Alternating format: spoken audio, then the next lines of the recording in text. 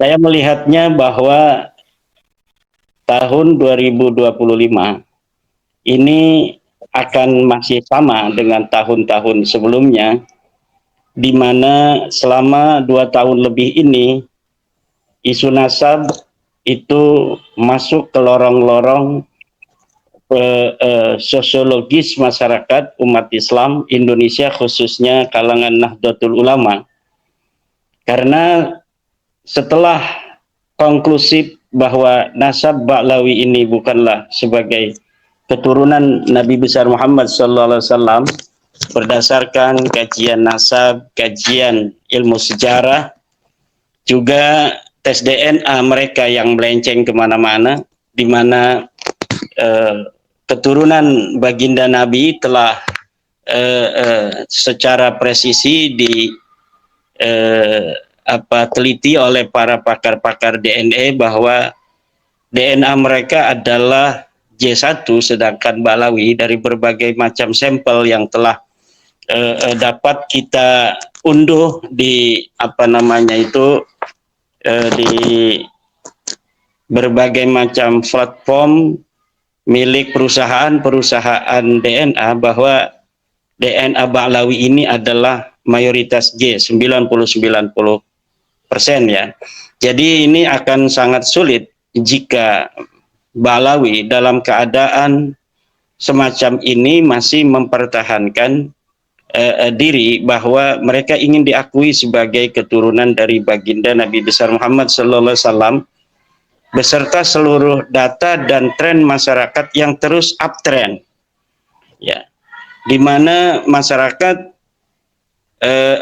selain dalam kajian epistemologis bahwa nasab Ba'lawi ini telah terbukti bukan sebagai turun Nabi, juga kajian sosiologis bahwa ada masalah relasi hubungan antara masyarakat kita di level bawah dengan bagaimana Ba'lawi memperlakukan mereka secara spiritual. Nah, jadi saya kira polemik nasab ini akan sama saja seperti tahun 2024 yang akan kita hadapi di tahun 2025 ini, sepanjang Ba'lawi ini masih mengaku sebagai keturunan baginda Nabi besar Muhammad SAW. Dari variabel-variabel yang Ba'lawi dapat gugatan dari masyarakat, baik dari epistemologis melalui kajian DNA, kajian nasab, dan kajian sejarah, maupun dari variabel sosiologis yang masih belum mereka dapat meninggalkan cara-cara masa lalu, di mana mereka masih menganggap diri mereka sebagai turun Nabi, masih menganggap kiai-kiai di Nahdlatul Ulama sebagai pengawal-pengawal dari para habaib, masih menganggap bahwa darah mereka lebih mulia, sementara telah jelas bahwa darah mereka bukan darah keturunan Nabi, bukan darah keturunan Arab. Darah mereka adalah darah keturunan orang-orang Kaukasus yang kemudian pindah ke India, kemudian mereka mengalami proses genealogi dengan orang-orang India, kemudian pindah ke Yaman, kemudian pindah ke Indonesia. Makanya di dalam genealogi mereka secara DNA itu ada gen-gen India yang sangat kental, yaitu karena memang ada perpindahan mutasi dari Kaukasus kemudian ke India, kemudian ke Mirbat, dari pelabuhan Mirbat itu pindah ke Hadramaut, kemudian masuk ke Tarim, dari situ mereka beranak pinak, kemudian mereka pindah ke Indonesia ini. Sementara begitu, dan ini 2025 juga akan diwarnai oleh kitab atau buku saya yang merupakan buku jawaban atas buku daripada Rabita Alawiyah, di mana di Rabita Alawiyah itu menyusun sebuah tim dengan nama tim Persatuan Umat, kemudian membuat sebuah buku yang mengatakan tentang bagaimana keabsahan nasab Ba'lawi. Kemudian saya menulis sebuah buku Ulama Nusantara Menggugat Nasab Palsu. Nah, ini adalah merupakan jawaban konklusif yang saya kira jawaban-jawaban dari Rabita Alawiyah yang tertuang dalam buku terakhir mereka yang ditulis oleh Hanif Alatas CS itu adalah kekuatan terakhir mereka di dalam membela nasab Balawi. Dan telah saya jawab seluruh hal-hal yang sangat signifikan yang ada di dalam buku Hanif Alatas CS itu. Ya, di dalam buku saya Ulama Nusantara menggugat nasab palsu ini. Jadi saya kira hal-hal yang dianggap cukup urgen yang ada di dalam buku Hanif Alatas CS itu telah mendapatkan bantahan secara epistemologis di dalam buku saya ini. Maka untuk para akademisi sangat layak buku ini untuk dikonsumsi sebagai perbendaharaan di dalam bagaimana nanti memberikan sebuah penilaian terhadap polemik nasab yang selama ini terjadi. Misalnya tentang hal-hal yang sangat urgen di dalam buku keabsahan nasab yang ditulis oleh Rabita Alawiyah itu adalah tentang bagaimana buku itu menggugat nama Ahmad bin Isa yang telah saya berikan sebuah narasi berdasarkan data yang saya temukan di dalam kitab At-Tusi bahwa Ahmad bin Isa pada 234 Hijriah itu berada di kota Suriah di pinggir kota Madinah. Dan kemudian buku Hanif Alatas itu berusaha untuk memberikan antitesis bahwa Ahmad bin Isa yang ada di dalam kitab At-Tusi itu bukanlah Ahmad bin Isa bin Muhammad An-Naqib. Dan itu bantahannya sudah ada di dalam buku saya menggugat nasab palsu ini. Kemudian juga berbagai macam manuskrip-manuskrip yang coba untuk diberikan oleh Hanif Alatas CS itu semuanya kepalsuannya sudah saya buka di dalam buku ini pula. Berbagai macam kitab-kitab yang telah diinterpolasi, kitab-kitab andalan mereka juga telah saya bantah di dalam buku ini pula. Kemudian tentang kitab nasab yang pertama kali menyebutkan nama Abdullah yang merupakan anak Ahmad bin Isa menurut mereka, yaitu kitab An-Nafa Al-Ambariyah.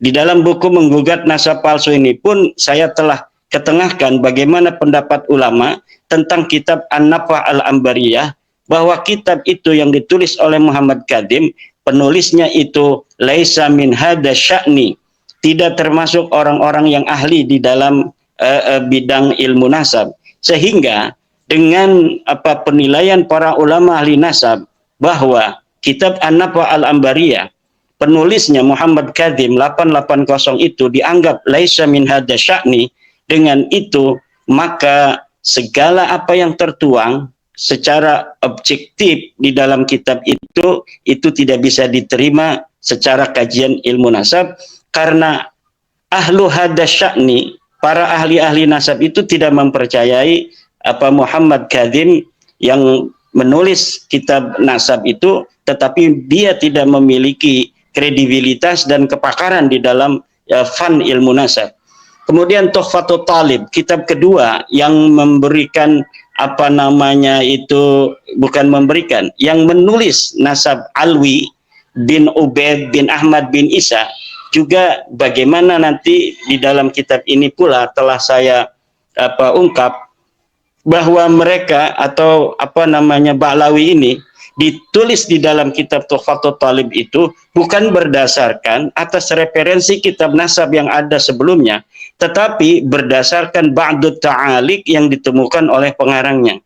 Jadi sangat tidak kredibel dan tidak siqah untuk dijadikan sebuah referensi nasab, di mana sebuah nasab itu haruslah diambil sebuah referensi dari kitab yang syarat kitab itu alla takuna mukhalifatan lil usul, tidak boleh bertentangan dengan kitab-kitab nasab yang sebelumnya. Sementara seluruh kitab setelah abad ke-9 dan ke-10, yaitu Tuhfatul Azhar, kemudian Ar-Raudul Jali, itu telah terbukti pula sebagian dari kitab itu merupakan kitab palsu, dan sebagiannya lagi adalah kitab yang sangat tidak bisa dipercaya. Kemudian di dalam tulisan-tulisan Hanif Alatas pula, mengetengahkan tentang framing bagaimana saya meninggalkan kaidah-kaidah ilmu nasab menurut mereka. Di dalam buku ini pula saya ketengahkan seluruh kaidah-kaidah ahli nasab dan bagaimana relasinya kaidah itu ketika diimplementasikan dengan nasab balawi. Semuanya dari kaidah-kaidah itu berkesimpulan bahwa nasab balawi adalah palsu. Silakan nanti para masyarakat akademisi untuk membaca buku saya ini. Kemudian berbagai macam juga narasi yang dibangun bahwa ulama-ulama kita seperti Syekh Nawawi At-Tanara Al-Bantani, kemudian Syekh Hasim Asy'ari, Syekh Soleh Darat, Syekh Khalil Bangkalan mengisbat nasab balawi. Di dalam buku saya ini pula saya ketengahkan bagaimana bahwa klaim bahwa para ulama Nusantara mengisbat nasab balawi itu tidak benar.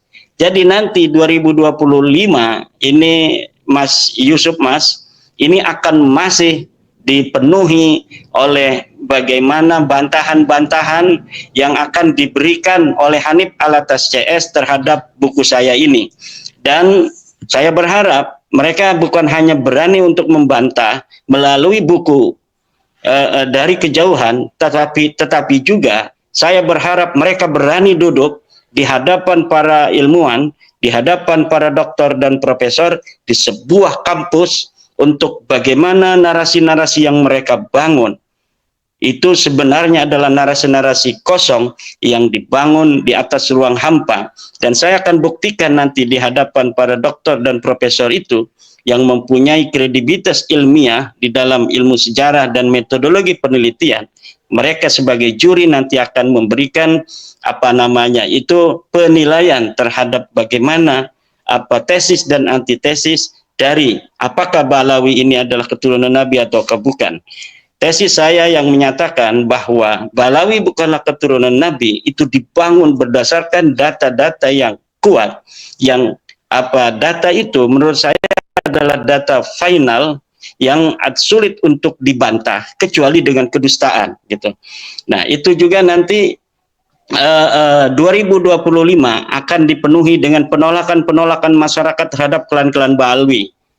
Bukan hanya dari selama ini yang kita kenal dari golongan Ba'alwi yang memiliki track record, misalnya sebagai orang-orang fundamentalis seperti Rizik Syihab, Bahar Smith dan lain sebagainya, tetapi juga terhadap tokoh-tokoh seperti Lutfi bin Yahya, Syekh Assegaf dan lain sebagainya, tokoh-tokoh yang selama ini relatif dekat dengan kalangan NU, berbarengan dengan kesadaran masyarakat yang begitu tinggi terhadap nilai-nilai kebudayaan, nilai-nilai jati diri bangsa mereka sebagai bangsa Nusantara.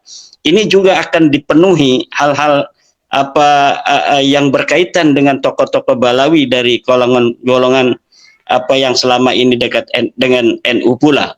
Seperti kemarin bagaimana penolakan Syekh bin Abdul Qadir Asgaf di Tulungagung, kemudian di Demak, kemudian di Banyumas, kemudian terakhir itu di Banyuwangi.